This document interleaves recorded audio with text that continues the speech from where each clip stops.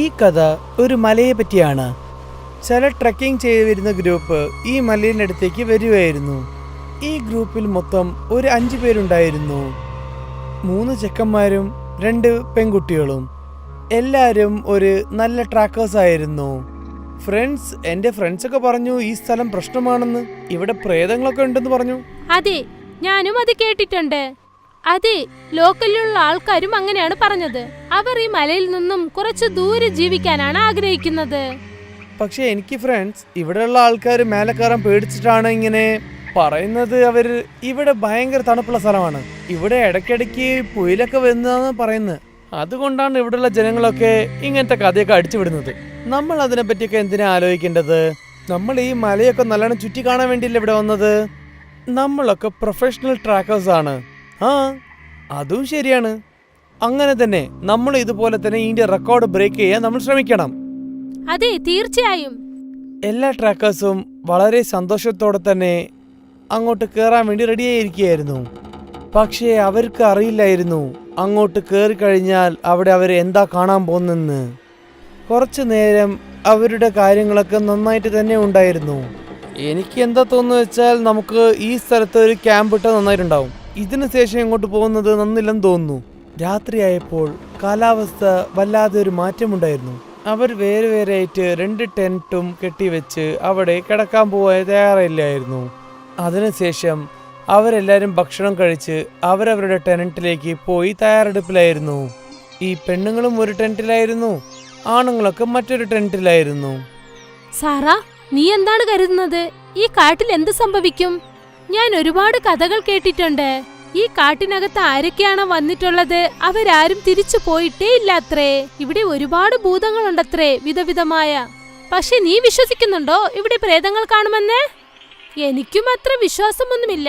പക്ഷെ ഞാൻ കേട്ടിട്ടുണ്ട് ആ കഥയിൽ ഈ മലയിൽ നിന്നും കുറച്ചു ദൂരെ ഒരു ഭയങ്കരമായ കഥവുണ്ടത്രേ. അത് മനുഷ്യന്മാർക്കും ഭൂതങ്ങൾക്കും ഇടയിലുള്ള കഥവാണത്രേ. ഭൂതങ്ങളുടെ കഥവോ? അതെ, തൊട്ടടുത്തൊരു പ്രാചീന ഏരിയ ഉണ്ടത്രേ. ആരൊക്കെയാണോ ആ കഥകിനകത്തുള്ള പ്രേതത്തെ കാണണമെന്ന് ആഗ്രഹിക്കുന്നതോ അവർക്കെല്ലാവർക്കും അത് തീർച്ചയായിട്ടും കാണും. പക്ഷെ അതിനുശേഷം തീർച്ചയായും അവർ തിരിച്ചു വരില്ല. അങ്ങനെയാണെങ്കിൽ ആ കഥകിന്റെ പുറകിൽ നമുക്ക് പ്രേതങ്ങളെ കാണാൻ പറ്റുമോ? യഥാർത്ഥ പ്രേതങ്ങളോ? അതെ, പക്ഷെ നീ അതിനെക്കുറിച്ച് ആലോചിക്കണ്ട. എന്തുകൊണ്ടെന്നാൽ അതിനെക്കുറിച്ച് ആലോചിച്ചാലേ എന്തെങ്കിലും പ്രശ്നം വരും. ഞാൻ ഇതുപോലത്തെ കാര്യങ്ങളൊന്നും തീർച്ചയായും വിശ്വസിക്കില്ല. ഇക്കാര്യങ്ങളൊക്കെ ജനങ്ങൾ വെറുതെ കെട്ടുകഥകൾ ഉണ്ടാക്കിയതായിരിക്കും. ഒരുപക്ഷെ ഈ സ്ഥലത്ത് യഥാർത്ഥത്തിൽ പ്രേതങ്ങൾ ഉണ്ടെങ്കിൽ ഇതിനകം നമ്മൾ അതിനെ കാണില്ലായിരുന്നോ? ആ പ്രേതങ്ങൾ നമ്മളെ വെറുതെ വിടില്ലായിരുന്നല്ലോ. എന്തെങ്കിലും ആകട്ടെ, എനിക്കെന്ത് തോന്നുന്നെന്നാൽ ഇവിടെ തന്നെ താമസിക്കുന്ന ഇവർ പറയുന്നതൊന്നും കള്ളമായിരിക്കില്ലെന്ന് തോന്നുന്നു. ആ കഥക് വഴി പോകുന്നവർ തീർച്ചയായും തിരിച്ചു വരില്ലെന്ന് നിനക്ക് തോന്നിയാൽ പിന്നെ നീ ധൈര്യത്തോടെ ഞങ്ങളോടൊപ്പം എന്തിനാണ് വന്നത്? എന്താ, നിനക്ക് പ്രേതങ്ങളെ കണ്ട് പേടിയില്ലേ? ഇതെന്റെ ഒരുപാട് വർഷത്തെ ആഗ്രഹമാണ്. ഈ സ്ഥലം ഒരുപാട് വർഷങ്ങളായി എന്റെ സ്വപ്നത്തിൽ വരുന്നു. രവി എന്നോട് വന്ന് പറഞ്ഞപ്പോൾ എനിക്കെന്താണ് തോന്നിയതെന്നാൽ എന്റെ സ്വപ്നത്തിൽ എന്തോ ഉണ്ട്. ഒരു പ്രാവശ്യമെങ്കിലും ഈ മലയ്ക്ക് വരണമെന്ന് തോന്നി. അതുകൊണ്ടാണ് വന്നത്. അപ്പോൾ നിന്റെ സ്വപ്നത്തെ കുറിച്ച് അറിയാൻ വേണ്ടിയാണോ നീ വന്നത്? ഇത് കൊള്ളാമല്ലോ. ആ ശരി, ഒരുപാട് സമയമായി, നമുക്ക് കിടന്നുറങ്ങാം. എന്തുകൊണ്ടെന്നാൽ ഇപ്പോൾ പ്രേതങ്ങളൊക്കെ എണീക്കുന്ന സമയമായിരിക്കുന്നുവല്ലോ. ശരിയല്ലേ? Good night. റിയ പ്രേതങ്ങളെ പറ്റി സംസാരിച്ച് വല്ലാതെ തമാശയൊക്കെയായിരുന്നു. പക്ഷെ സാരയ്ക്ക് അറിയായിരുന്നു ഈ മലയിൽ എന്തോ ഒരു വിചിത്രമായുള്ള സംഭവം നടക്കാൻ പോകുന്നെന്ന്. കരുന്നിരുട്ടായതിനു ശേഷം എല്ലാവരും അവരവരുടെ റൂമിൽ കിടക്കുകയായിരുന്നു. പെട്ടെന്ന് ഈ സ്ഥലത്ത് ഒരു ചൂടുള്ള കാറ്റായിരുന്നു വന്നത്. എല്ലാവർക്കും പെട്ടെന്ന് എന്തോ വിചിത്രമായിട്ട് തോന്നി. വല്ലാതെ വിചിത്രമായിട്ടുണ്ടല്ലോ, ഈ പനിക്കാലത്ത് എങ്ങനെയാണ് ചൂടുള്ള കാറ്റ് വരുന്നത്? ഇത് കാണാൻ വേണ്ടി രവി ടെന്റ് നിന്ന് പുറത്തേക്ക് വന്നു. പക്ഷെ പുറത്ത് അതിനെക്കാട്ടും നല്ല ചൂടുണ്ടായിരുന്നു. രവി എന്താ വിചാരിച്ചു വെച്ചാൽ ഈ ചൂടുള്ള കാറ്റ് താഴെ നിന്നാണ് വരുന്നതെന്ന് തോന്നി. അവൻ അവിടെ നിന്ന് കുറച്ച് താഴേക്ക് പോവാൻ തുടങ്ങി.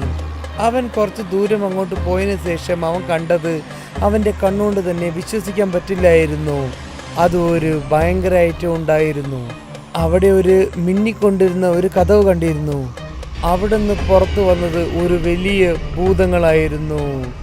ആ ഭൂതങ്ങൾ രവിനെ കണ്ടതിന് ശേഷം രവി അവിടുന്ന് പെട്ടെന്ന് തന്നെ ജീവനോടെ ഓടിക്കളഞ്ഞു. ഓടിക്കോ ഓടിക്കോ, റസ്തോ, സിക്കന്ദർ, റിയ. രവി ഓടി ഓടി ക്യാമ്പിന്റെ അടുത്തേക്ക് തന്നെ എത്തിക്കഴിഞ്ഞു. അവിടെ പോയാൽ എല്ലാരും എണീച്ചിട്ട് നിന്നു. എല്ലാരും അങ്ങോട്ടും ഇങ്ങോട്ടും ഓടിക്കൊണ്ടിരിക്കുകയായിരുന്നു. റുസ്തമിന്റെ പിന്നിൽ തന്നെ ഒരു ഭൂതം ഓടിക്കൊണ്ടുവരികയായിരുന്നു. റുസ്തം ഒരു ടെന്റിലേക്ക് ഓടിക്കഴിഞ്ഞു. അതേ സമയത്ത് ആ ഭൂതവും ടെന്റിന്റെ ഉള്ളിൽ പോയി. എന്നെ രക്ഷിക്കൂ, എന്നെ രക്ഷിക്കൂ, എന്നെ രക്ഷിക്കൂ. രവി പുറത്തു നിന്ന് ആ ടെന്റും കേറി റുസ്തം അവിടുന്ന് രക്ഷപ്പെട്ടു. അതേ സമയത്ത് റുസ്തം അവന്റെ ജീവൻ പിടിച്ച് അവിടുന്ന് ഓടിക്കളഞ്ഞു. പക്ഷേ ആ ഭൂതം അവിടെ ഓടി വന്ന് സിക്കന്ദറിനെ പിടിച്ച് തൂക്കിയിട്ടു. അവന്റെ കഴുത്തും പിടിച്ച് നെരുക്കി കൊന്നുകളഞ്ഞു. സിക്കന്ദർ മരിച്ചുപോയി. ബാക്കിയുള്ളവർ ജീവനോടെ അവിടുന്ന് ഓടിക്കൊണ്ടിരിക്കുകയായിരുന്നു. അങ്ങനെയാണെങ്കിൽ ആ പ്രാചീനേരി യഥാർത്ഥമാണോ? ഏതേരി? അവിടെയാണ് മനുഷ്യരുടെയും ഭൂതങ്ങളുടെയും ഇടയിലുള്ള കഥകളുള്ളത്. നിനക്ക് ഇതൊക്കെ അറിയാണെങ്കിൽ എന്താ പണ്ട് പറയാത്ത? ഓടിക്കോ, ആ ഭൂതം അവിടെ വരുന്നുണ്ട്. ആ ഭൂതം ദിയന്റെ പിന്നിൽ ഓടി വന്നു. ആ പ്രേതം അവളെയും പിടിച്ച് തൂക്കിയിട്ട് താഴേക്ക് എറിഞ്ഞു. രക്ഷിക്കൂ, രക്ഷിക്കൂ കൂട്ടുകാരെ, എന്നെ രക്ഷിക്കൂ, അയ്യോ പ്ലീസ് എന്നെ രക്ഷിക്കൂ. രവി അവന്റെ കൂടെയുള്ളവരും റിയനെ രക്ഷിക്കാൻ വേണ്ടി അടുത്തേക്ക് വന്നു. പക്ഷേ അവർക്ക് അവരുടെ ജീവന് വളരെ മുഖ്യമായിരുന്നു. അവരാണെങ്കിൽ ഓടിക്കൊണ്ട് തന്നെ ഇരുന്നു. പക്ഷെ ആ പ്രേതം റിയനെ ആകാശത്തിലേക്ക് പൊക്കി നടുകല്ലിനെ പൊട്ടിച്ച് അവളെ കൊന്നുകളഞ്ഞു.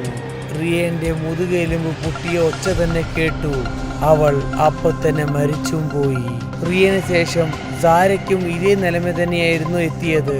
സാരൻ ഇത് ചെയ്യുമ്പോൾ സാരയുടെ കണ്ണ് തന്നെ പുറത്തു വന്നു. അവൾ അപ്പൊ തന്നെ മരിച്ചും പോയി. റുസ്തമിനെ അവിടെ തന്നെ പിടിച്ച് കഴുത്തി പിടിച്ച് അവനെ കൊന്നു. റുസ്തമിനെയും അതേപോലെ തന്നെ ആകാശത്തിലേക്ക് പൊക്കി അവന്റെ മുതുകെലുമ്പ് പൊട്ടിച്ച് അവനെ കൊന്നുകളഞ്ഞു. അവനെ അതേപോലെ തന്നെ ഒരു പിണമായിട്ട് താഴെ തറയിൽ ഇട്ട് കളഞ്ഞു. എല്ലാവർക്കും ശേഷം രവിയും ആ ഭൂതത്തിന്റെ കയ്യിൽ പിടിവിട്ടു. രവിക്കും അതേപോലെ തന്നെ ആകാശത്തിലേക്ക് പൊക്കി അവന്റെ മുതുകെലുമ്പ് പൊട്ടിച്ച് തറയിലേക്ക് ഇട്ട് കളഞ്ഞു. ഇനി ആരും ഈ മലയുടെ മുകളിൽ വരാൻ പാടില്ല എന്ന് പറഞ്ഞതുപോലെ കാണിച്ച് അവർ വീണ്ടും ആ ഗുഹയുടെ ഉള്ളിലേക്ക് പോയി. ഇതാണ് അവിടെ എപ്പോഴും സംഭവിക്കുന്നത്. ഒരു മാസത്തിന് ശേഷം പോയ ട്രാക്കേഴ്സിനടുത്ത് ഒരു ഉത്തരം വന്നില്ല എന്ന് പറഞ്ഞപ്പോൾ പോലീസിന് കേസും ഫയൽ ചെയ്യേണ്ടി വന്നു. പോലീസ് അവിടെ പോയി നോക്കിയപ്പോൾ അവരൊക്കെ പിണമായിട്ട് അവിടെ കിടക്കുകയായിരുന്നു. പോയ 5 പേരുടെ ശവവുമാണ് അവരവിടെ കണ്ടെത്തിയിരിക്കുന്നത്. പക്ഷേ ആർക്കും ചോരയെ വന്നിട്ടില്ല. ഇൻവെസ്റ്റിഗേഷനിൽ നമ്മൾ എങ്ങനെയാ പറയാൻ പോകുന്നത് ആരാണ് എങ്ങനെയാ കൊന്നതെന്ന്? നമുക്കിവിടെ ഒരു കാൽത്തടവും ഇല്ല, പിന്നെ ഒരു ആധാരവും കിട്ടിയിട്ടില്ല. കേസ് അങ്ങനെ തന്നെ ക്ലോസും ചെയ്തു. അതിനുശേഷം ആർക്കും അറിയില്ലായിരുന്നു ആ 5 ട്രാക്കേഴ്സിന്റെ മരണം എങ്ങനെയാണെന്ന് സംഭവിച്ചത് എന്ന്. പക്ഷേ സത്യം എന്താണെന്ന് നമുക്ക് എല്ലാവർക്കും അറിയാം. മലയിലുള്ള ഭൂതമാണ് ഈ 5 പേരെയും കൊന്നതെന്ന്. ഭൂതം അവിടെ ഉണ്ടെന്ന് നാട്ടുകാർക്ക് അറിയുന്നത് കൊണ്ട് അതിനുശേഷം ആ മലേന്റെ മേൽ ആരും വന്നിട്ടുമില്ലായിരുന്നു.